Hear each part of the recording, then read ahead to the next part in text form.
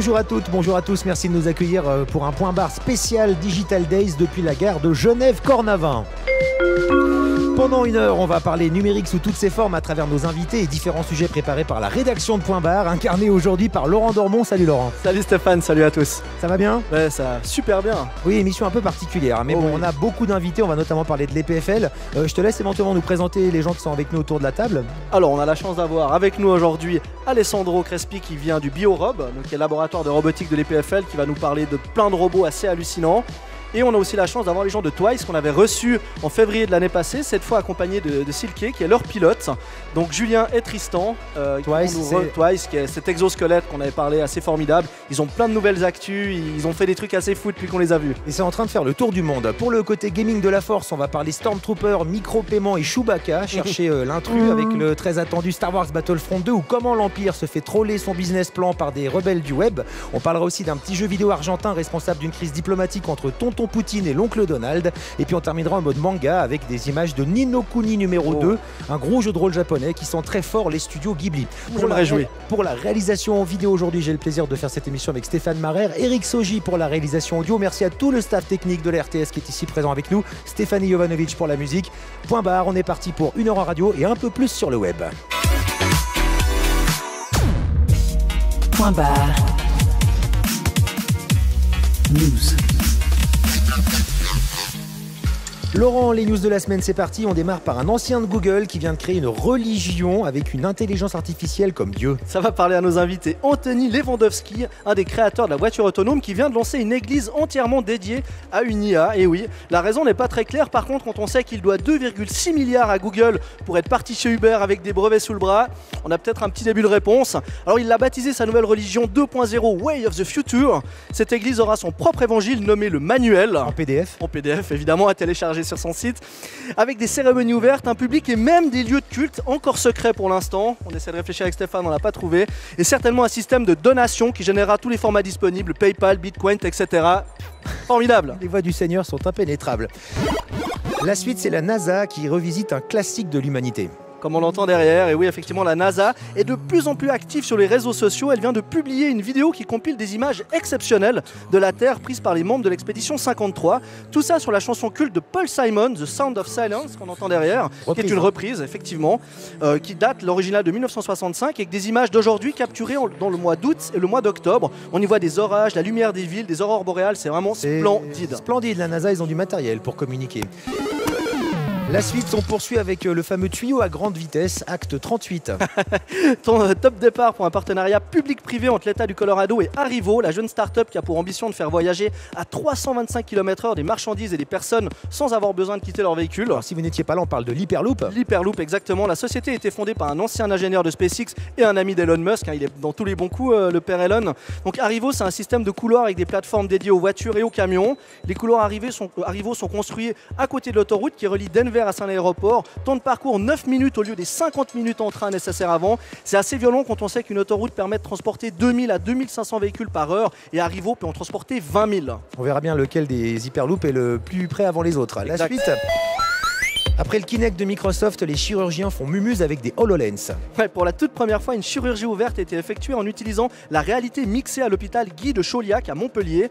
Alors les médecins étaient équipés de paires de lunettes HoloLens qui diffusent des informations utiles ou des vidéos explicatives pour l'assister sans qu'il ait besoin de lever les yeux sur le patient, donc c'est quand même assez fort. À défaut d'avoir un nom original, l'entreprise qui s'appelle Revinax qui fabrique les tutoriels immersifs en réalité virtuelle à partir d'images réelles. Il suffit ensuite au médecin de suivre les informations qui s'affichent devant lui pour opérer, une espèce de tutoriel pour que tout le monde puisse demain opérer en famille. Quand on dit que la robotique assiste les médecins, elle ne les remplace pas encore.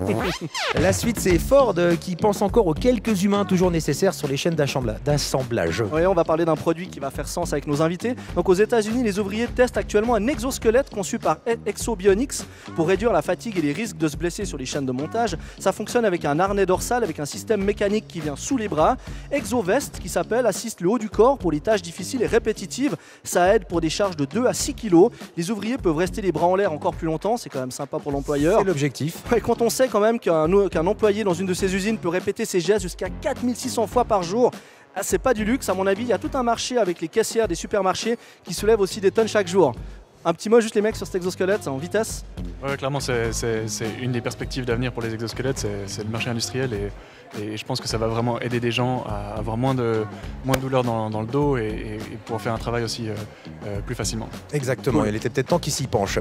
La suite, c'est un robot espion chez les poissons. Ouais, une news qui nous vient de l'EPFL, plus précisément du laboratoire des systèmes robotiques, qui vient de créer un poisson miniature capable d'évoluer parmi les siens.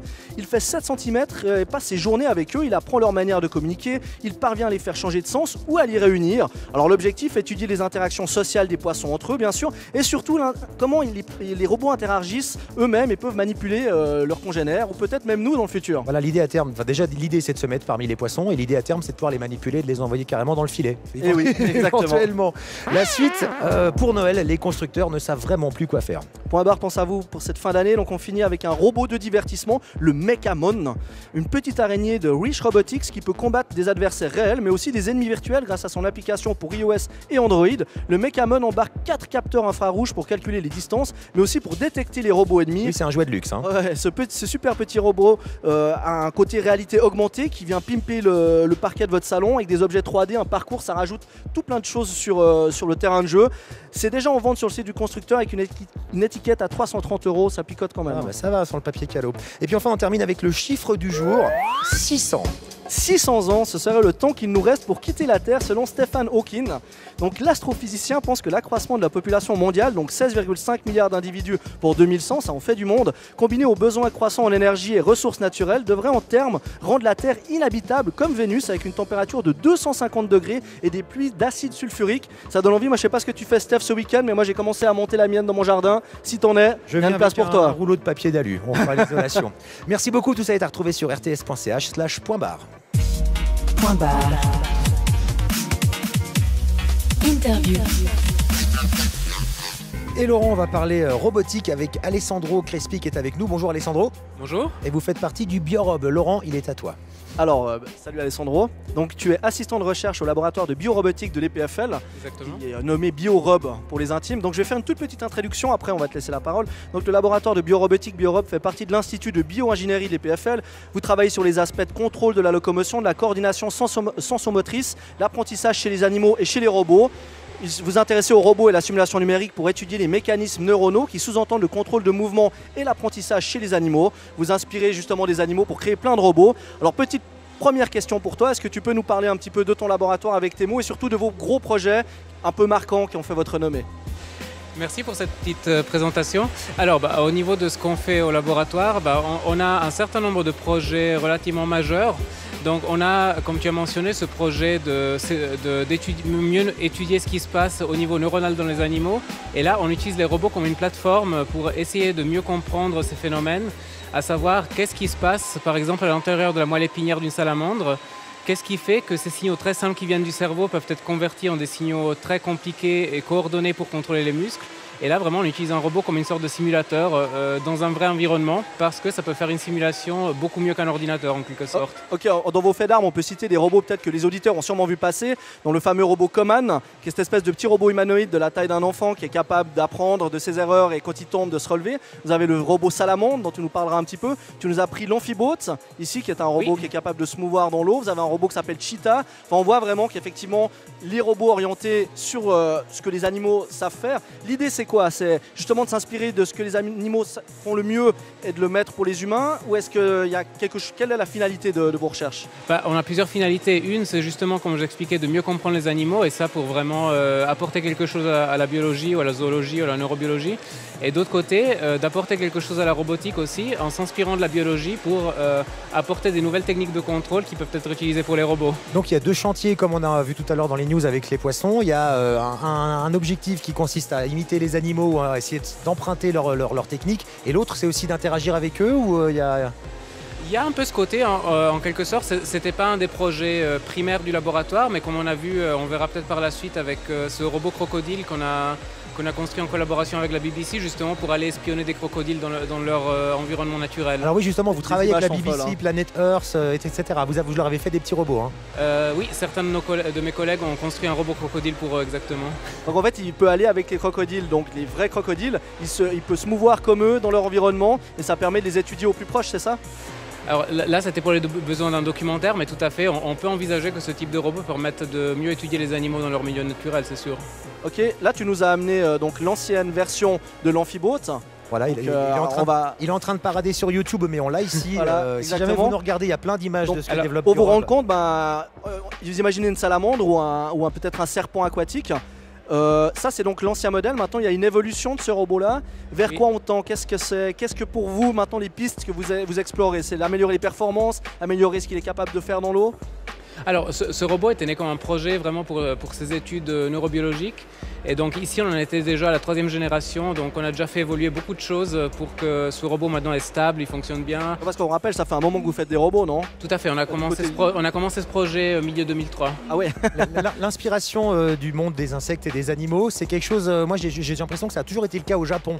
Tu peux confirmer, les Japonais aussi en robotique s'inspirent beaucoup de la nature? Alors, le gars qui a apporté les robots serpents, donc Hirose, qui a apporté les robots serpents dans les années 70, c'est lui le créateur du concept de robots serpents, c'est un japonais. D'accord, et l'objectif quand même, parce que là on rigole avec une salamandre jaune et noire sur le bureau, mais c'est quoi? C'est de pouvoir utiliser les facultés d'un animal pour aller explorer des zones inexplorables par exemple.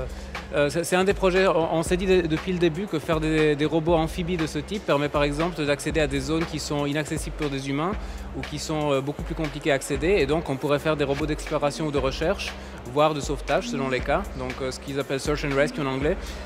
Et là, par exemple, le successeur de ce Amphibot 3 s'appelle EnviroBot. C'est un projet qu'on a fait au niveau suisse avec d'autres partenaires pour avoir un robot qui peut aller faire des inspections dans un lac, par exemple, à la recherche de pollution. La pollution, ouais. On en avait parlé de ce fameux robot qui a des casiers, qui est capable de filtrer l'eau.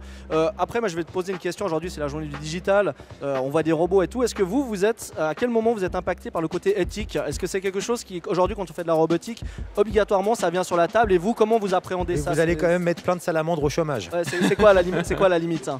Alors évidemment, on peut se poser la question si par exemple un robot qu'on envoie dans le lac pour faire des recherches de pollution pourrait éventuellement enlever une place de travail aux gens qui font ça. Alors pour ce qui me concerne, moi je crois plutôt que ça va apporter en plus, dans le sens que ces gens qui sont là, qui doivent aller faire des prélèvements dans le lac, pourront peut-être faire des tâches un peu moins répétitives et un peu plus utiles, c'est-à-dire où il faut un peu plus de réflexion, et puis on peut avoir des robots qui permettent par exemple de monitorer une plus grande surface d'eau avec les mêmes moyens humains. Ouais. Donc ça pourrait apporter un plus. Après évidemment l'impact des robots dans la société, ça c'est un gros discours, et ça c'est évidemment un choix de la société elle-même. Qu'est-ce qu'on veut permettre aux robots de faire et qu'est-ce qu'on ne veut pas permettre? Et à part la BBC comme client, vous avez d'autres clients? Il y a déjà des versions de robots qui sont actuellement en train de tourner aujourd'hui, qui sont en vente, qui ont été industrialisées, ou ça reste encore vraiment pour l'instant la recherche? Pour l'instant c'est principalement de la recherche. On espère que ce projet EnviroBot dans le futur puisse devenir un produit réel, mais pour l'instant on est encore vraiment à un stade de prototype. Mais là vous bossez sur quoi? C'est quoi vos gros projets actuels? Sur quoi le labo bosse? Alors il y a justement ces projets de robotique comme EnviroBot ou l'autre projet de Search and Rescue avec le gros robot salamandre. On a plus des projets de justement utilisation des robots pour étudier les animaux. Donc comme on a par exemple le Agnatax, c'est un nouveau robot qui a été construit au labo qui permet justement d'explorer certaines choses avec du feedback sensoriel, avec des capteurs de pression, pour voir un peu comment on peut fermer une boucle pour faire de la nage avec des capteurs. Donc ça permet aussi de mieux comprendre le fonctionnement des animaux. On a aussi le projet Roombots qui est toujours en cours, donc c'est de construire des sortes de meubles qui peuvent s'auto-assembler. Ouais, j'ai vu les vidéos, c'est super impressionnant.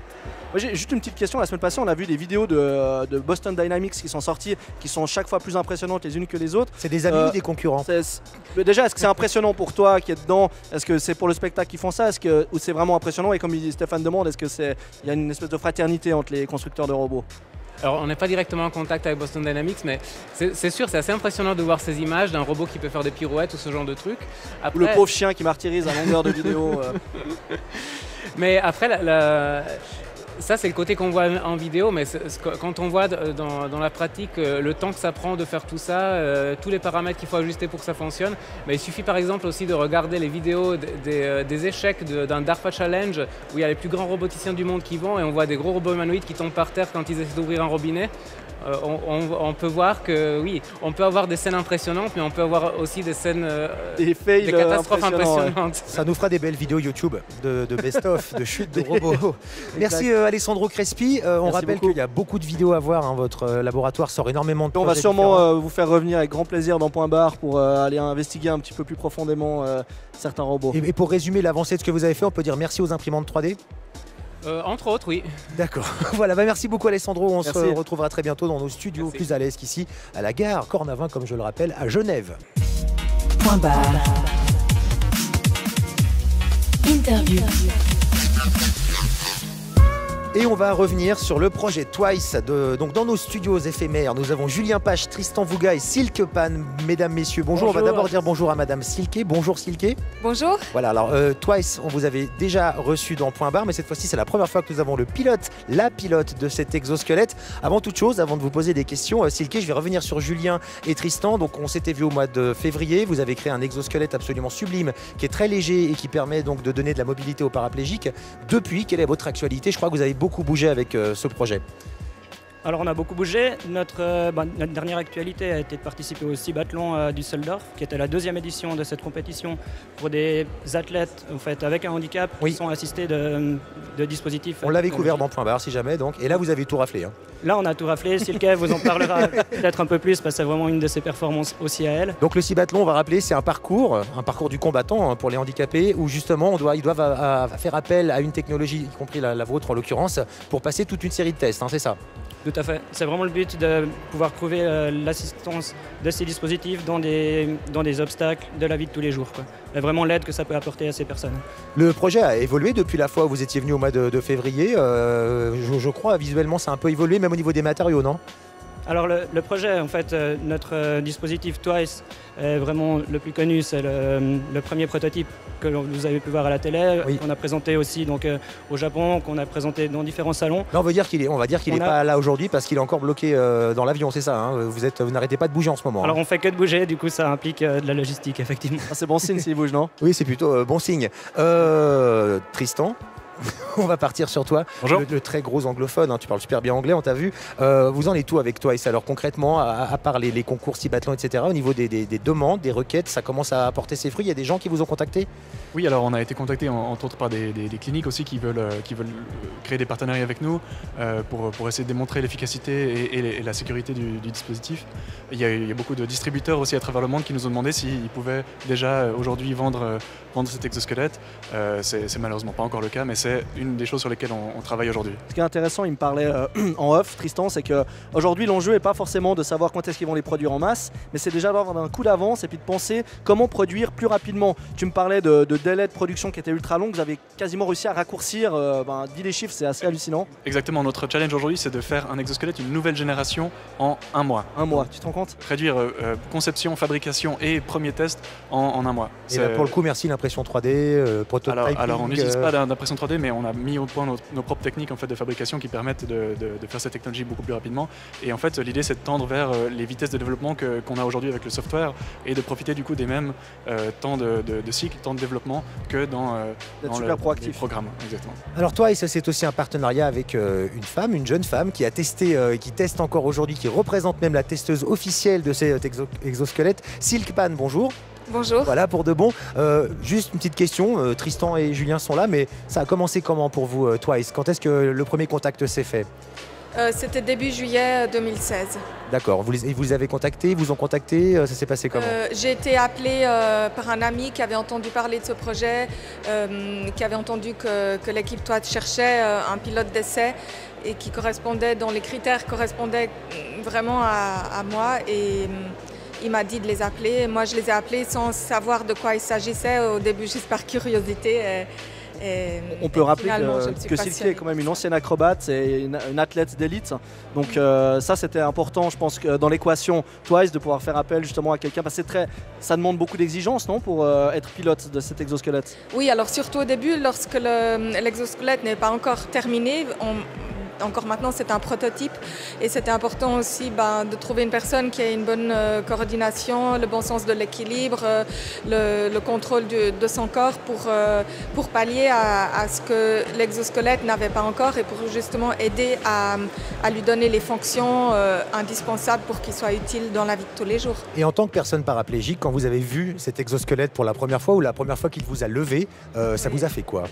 Ça doit quand même être magique, non, j'imagine? Oui, vraiment. Ouais. C'était très fort. J'avais les larmes qui me montaient aux yeux. C'était presque un miracle parce que quand j'ai eu l'accident, on m'avait dit que pour toute ma vie j'allais rester assise, mes jambes n'allaient plus bouger. Je m'étais faite à cette idée. Et là, quand j'ai testé la première fois l'exosquelette, ça faisait 9 ans que j'étais assise, que mes jambes n'avaient plus jamais fait ce mouvement de la marche. Et c'est vrai que c'est complètement fou. Finalement, être debout et marcher, ça peut vous paraître banal, ça peut vous paraître rien du tout. Mais quand vous avez perdu cette fonction et que vous êtes fait à l'idée que c'est fini pour vous jusqu'à votre mort et que tout à coup ça réapparaît, c'est fou. On s'en est bien rendu compte sur notre studio éphémère, il n'y a pas de rampe pour laisser monter le fauteuil, donc on a dû essayer de vous faire monter. Donc déjà, c'est ça, Laurent, tu as une question à poser? Typiquement pour vous, d'avoir quelqu'un comme Silke qui vous fait un retour, c'est quasiment indispensable parce qu'on peut mettre quelqu'un de valide dans l'exosquelette, mais je pense que vous avez fait des pas de géant, elle dit depuis 2016, je pense que sans elle, rien ne serait possible, non? Alors Silke est vraiment quelqu'un de primordial dans l'équipe et puis elle nous apporte vraiment cette compréhension de l'interaction entre la machine et un humain et surtout le fait qu'elle puisse venir avec nous avec ses demandes à elle en tant que personne à mobilité réduite, c'est vraiment quelque chose qui nous challenge. À chaque fois, elle vient avec des nouvelles demandes auxquelles on essaye de répondre et on travaille vraiment ensemble dans cette interaction-là pour faciliter la vie de ces personnes-là. Alors Silke, justement, je vais prendre l'avis d'une utilisatrice. L'exosquelette fonctionne avec une paire de cannes qui ont des touches, des touches sur une télécommande en fait. Oui. À quoi servent les boutons exactement? Les boutons servent à rentrer dans différents modes et les différents modes, c'est différents mouvements qu'on peut donner à l'exosquelette comme s'asseoir, se lever d'un tabouret ou d'un canapé. C'est un petit peu différent, le tabouret un peu plus haut. Ensuite, on a 3 différents types de marches, rapide, lent et moyen, avec des pas différents. On a des pas pour monter les escaliers, on a des pas pour enjamber des obstacles comme des rondins. On a des pas pour monter des rampes et les descendre. Enfin, on a toutes sortes de mouvements et c'est à moi de les choisir en fonction de ce que je prévois de faire. Et c'est toutes ces fonctions qui ont été utilisées au dernier Cibathlon à Düsseldorf, c'est ça? Absolument, oui. D'accord. Et vous avez le chrono, juste qu'on se fasse une idée par rapport au record du monde l'année dernière? Le chrono, Silke peut peut-être vous répondre, mais c'est vraiment un temps incroyable. Alors, mon meilleur temps que j'ai fait, c'était 4 minutes 43 sur le maximum donné qui était de 8 minutes. Et, doubler le timing, quoi. Enfin, vous avez divisé le temps par 2, quoi, en fait. Oui, alors sur ça, moi j'étais contente parce que la première fois que j'ai réussi à faire le parcours en entier sans faute, j'avais 5 minutes et quelques. Et avec mon meilleur temps, je l'ai encore amélioré d'1 minute. Et avec ça, à Düsseldorf, j'étais 1 minute plus rapide que le deuxième concurrent et 2 minutes plus rapide que le champion du monde à Zurich en 2016. Donc vous paradez dans le top 3 en gros. Je crois que Laurent, il y avait une histoire avec les Japonais, parce que les Japonais aussi ont une technologie, on va donner la parole à Tristan qui n'a pas beaucoup parlé. Les Japonais ont développé une technologie et vous l'avez aussi explosée. Alors les Japonais n'étaient pas là cette année pas pour le Japon, mais au Japon, ouais, c'est ça. Mais au fait, aujourd'hui au Japon, il n'y a pas encore vraiment de produit commercial qui permet à des personnes entièrement paraplégiques de remarcher comme c'est le cas pour nous. Il y a un développement qui est en cours et qui fait beaucoup de bruit, c'est Cyberdyne, et ils font des exosquelettes pour d'autres applications, entre autres pour la rééducation aussi. Mais c'est vrai qu'on n'est pas tout à fait sur le même terrain qu'eux. Moi j'ai juste une petite question, toi qui es une ancienne athlète, tu as participé au Cibathlon, les images elles sont incroyables à la fin quand tu gagnes, tu as un sourire. Est-ce que, je sais que c'est difficile de faire des parallèles, mais dans ta vie d'avant que tu étais athlète, là tu pensais, tu nous l'as dit, jamais remarcher, et là regagner des compétitions, être de nouveau, tu l'apparentes à une compétition de gens valides, il y avait vraiment de la tension, tu étais préparé mentalement pour gagner? Oui, alors c'est une grande préparation mentale. Je fais aussi des compétitions de paracyclisme et au contraire du paracyclisme, là avec les compétitions d'exosquelette au niveau de la concentration, c'est vraiment beaucoup plus proche pour moi d'un numéro d'acrobatie, d'une compétition de gymnastique parce il faut être vraiment très très concentré par rapport à la coordination des mouvements, par rapport à ce qu'on fait, à l'équilibre, à la conscience de l'espace, de soi-même où on se trouve. encore beaucoup plus que dans une compétition purement sportive où on doit juste donner le 100% de sa force physique. Alors Julien et Tristan, sans faire de jeu de mots, votre exosquelette avance à pas de géant. La commercialisation finale, est-ce qu'il y a une date qui serait avançable? Je pense qu'à chaque fois que vous faites un passage dans les médias, vous devez recevoir des sollicitations de gens qui disent quand est-ce que je peux l'acheter, est-ce que c'est disponible? On en est où par rapport à ça? Alors on a vraiment un but à long terme, disons, d'avoir une accessibilité avec un produit pour les personnes qui en ont besoin. Après, c'est des choses qui prennent vraiment beaucoup de temps. Nous, on travaille en ce moment sur la recherche d'une meilleure compréhension de l'interaction entre l'homme et la machine.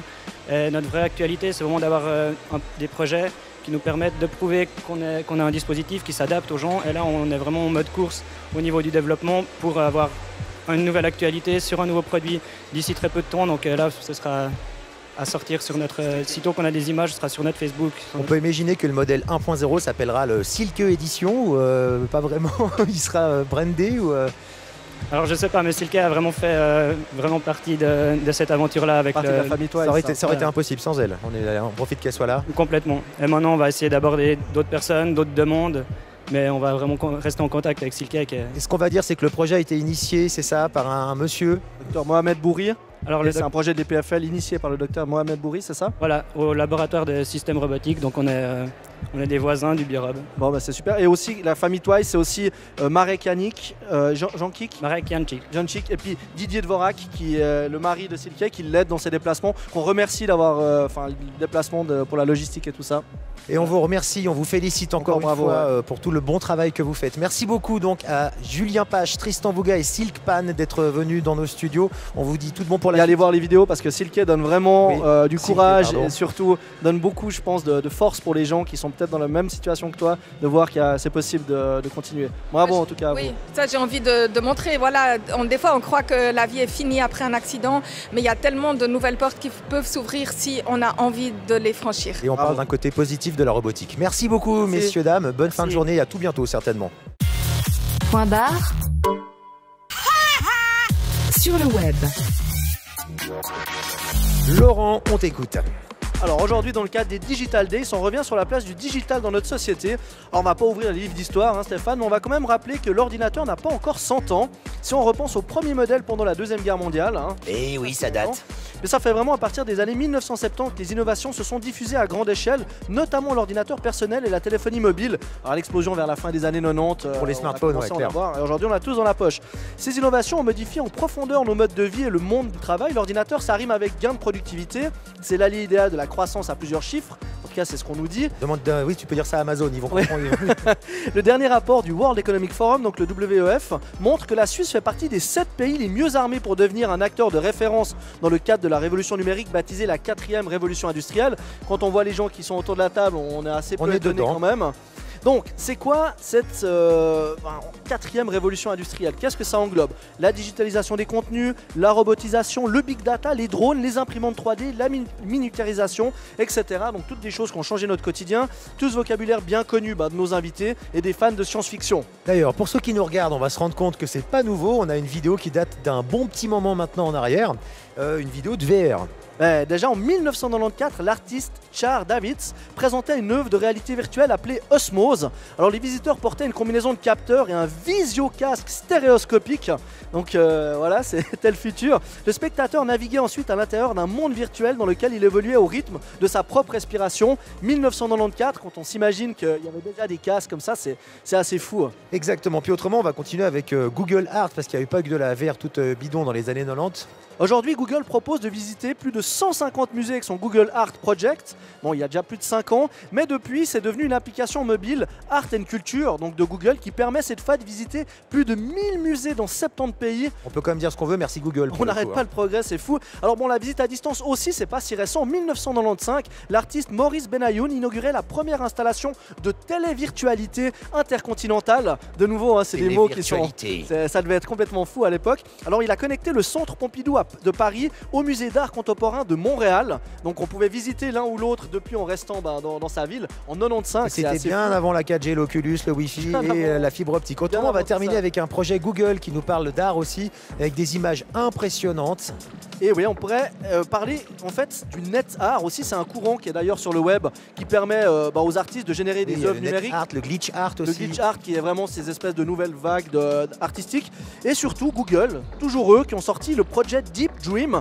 En fait, c'est une espèce de machine à rêve psychédélique de Google qui permet à chacun de devenir artiste via des... là, en l'occurrence de la vidéo qu'on vous met, c'est des tableaux de grands maîtres, mais vos photos de vacances, vos dessins, via un algorithme maison de chez Google, il va transformer votre document, ça votre fait photo, un deuxième tableau dans le tableau. Un deuxième tableau, et peut-être, qui sait, dans quelques années, ça vaudra une fortune, comme Salvador Mundi qui a été vendu là à 450 millions de dollars de Leonardo da Vinci dernièrement. Si vous nous regardez, dites-vous bien que les images ont été accélérées. Quand on met en vitesse normale, on a du mal à se dire, attends, il s'est passé un truc là. C'est complètement bluffant. Imaginez qu'il y avait des oiseaux dans un tableau de Van Gogh, c'est quand même quelque chose. Et en fait, il va chercher des formes et des choses que nous, on voit pas à l'œil, on s'attarde sur l'entier du tableau, et va chercher des choses à l'intérieur. Tu peux lui mettre ta feuille d'impôt, si jamais aussi, ça fonctionne. Voilà, ça te si sort jamais. des jolis trucs artistiques. Tout ça, c'était aujourd'hui, c'était les Digital Day. On avait envie justement un petit peu de survoler, de revenir un peu sur le digital aujourd'hui. Qu'est-ce que ça nous inspire? Et surtout, se rendre compte qu'on a l'impression que c'est récent, mais c'est pas si récent que ça en fin de compte. Il y a quand même des choses qui se sont faites dans le siècle passé, et c'est que la continuité de tout ça. On l'a vu, le digital, c'est des technologies. On l'a vu, c'est aussi de l'art. On a vu ça, et on va bientôt voir que c'est du divertissement, puisqu'on va parler de Star Wars Battlefront juste après ça.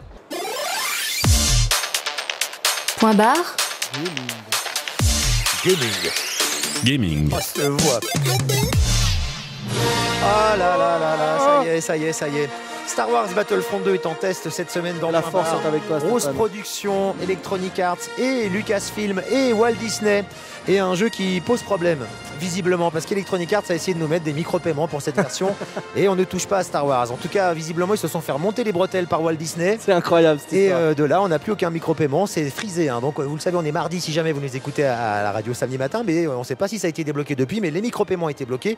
Pourquoi ? Parce que visiblement, l'Europe s'inquiète des paris en ligne et de tout ce qui est casino. On a la Belgique qui s'en inquiète, on a un ministre français qui a écrit une lettre, on a l'Allemagne qui s'en inquiète, les Hollandais qui s'en inquiètent. L'Europe n'est pas tout à fait d'accord avec les micro-paiements dans les jeux vidéo dès lors où on les vend à des gens de moins de 18 ans. Mais ce qui est incroyable, c'est que ça existe déjà depuis longtemps dans d'autres jeux et qu'il a fallu Star Wars pour que les choses bougent. Comme tu l'as dit, on ne touche pas à Star Wars. C'est un des produits les plus populaires. Puis il faut oublier que les micro-paiements, ils essaient de nous en rajouter 1 centimètre à chaque fois. Là, peut-être c'était le centimètre de trop.